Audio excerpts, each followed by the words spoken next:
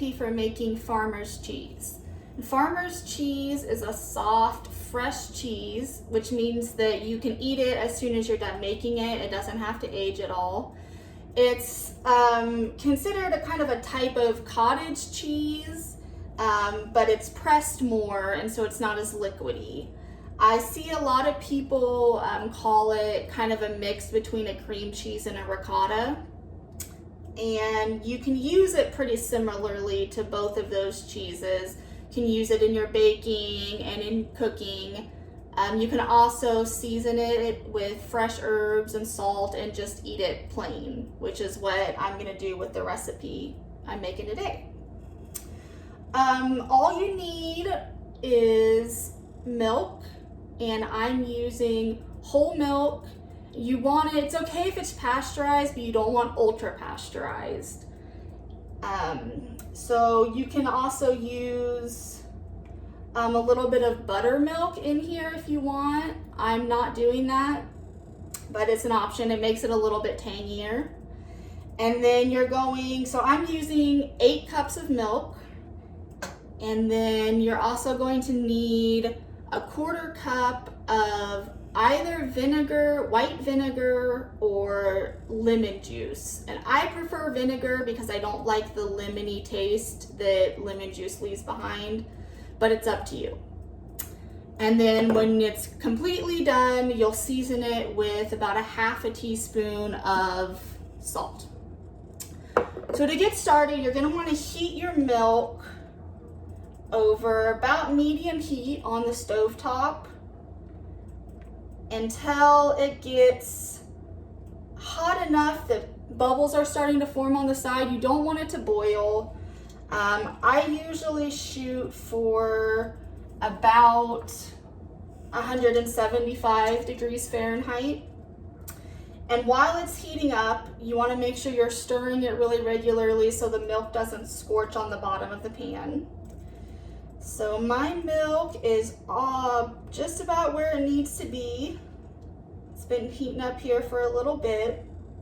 So once your milk gets up to temperature, that's when you're going to add your vinegar or your lemon juice. And you're just going to slowly stir it in. And what's going to happen is you're going to start to, pretty soon, you're going to start to see that separation of the curds in the whey. You want to turn your heat down, or you can even completely remove your pan from the heat. And as that vinegar gets in there, you'll start to notice the curds pull away from the whey, and I'll show you that separation. Once that starts to separate, you're going to let it sit on the burner for just a couple of minutes and very gently stir it. You don't want to stir aggressively at all, just a very gentle stir.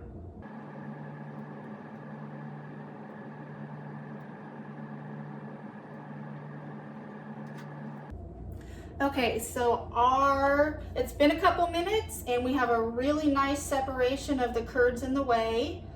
So what you're going to do next is you're going to take a second pot and you're going to want to line it with a cheesecloth or something similar.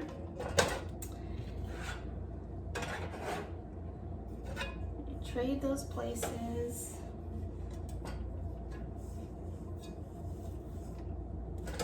And now you're going to want to transfer the curd and the whey and strain it through this cheesecloth.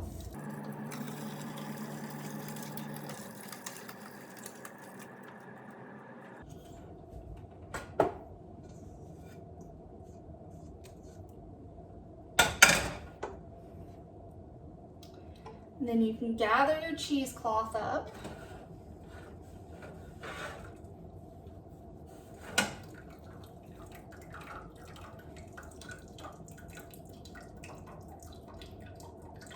Let that drain.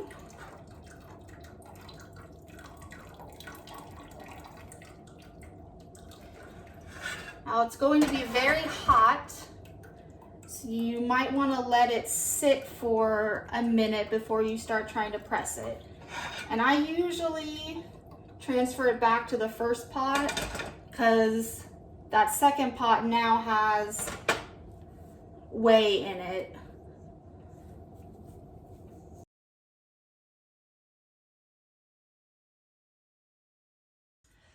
Okay, our cheese has been sitting for just a couple of minutes to cool down a little bit, and I reserved the whey in this other pot.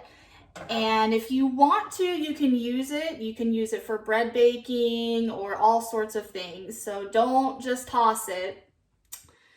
And now that our cheese has sat, we're gonna add in our salt. And you're just gonna take your spatula or spoon or whatever you're using and just gently mix that in. Your cheese at this point is still gonna be fairly wet, so it should mix in pretty easily. And if you're wanting to add any herbs or other seasonings, this is the time to do it. I made a batch the other day with fresh rosemary and some garlic, and it turned out really nice.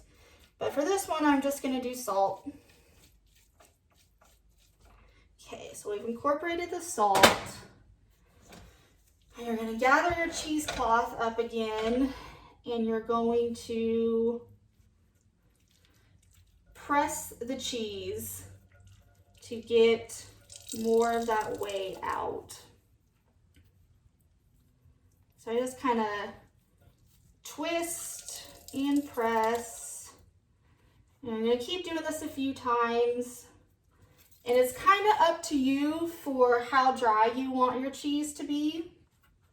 So just try a couple different batches with different moisture levels and see what you like. I like mine to be not completely dry. I like mine with just a little bit of moisture to it.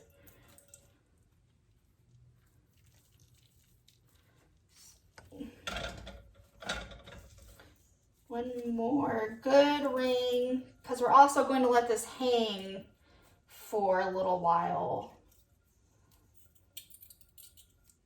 Okay, so once you've pressed it out to where you want it,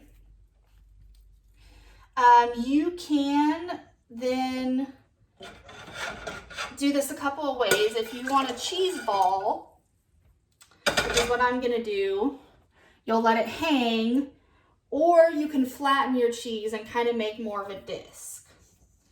So either way, you're gonna wanna tie this off, tie your cheesecloth off. So I just use some twine, kitchen twine, and tie just a knot right above the ball. And then if you're wanting to flatten it, just press it under something kind of heavy like a plate and let it sit for about 30 minutes to an hour. Or you can let it hang to get a ball shape, which is what I'm gonna do. And I'm just gonna set my spatula over the pot that I've been using, and then tie my cheesecloth to it. Now what this is going to do is it's going to help it kind of form that shape, and it's going to also kind of drip any excess whey that's still in there off. And you're going to let it either sit pressed or sit in this ball shape for about 30 minutes to an hour, depending on how dry you want your cheese. Okay, the cheese has been sitting for about 45 minutes, so I'm going to go ahead and take it out of the cheesecloth. And at that point, it'll be ready to eat. Just gonna snip here. And this will store, the farmer's cheese will store in the refrigerator for about a week.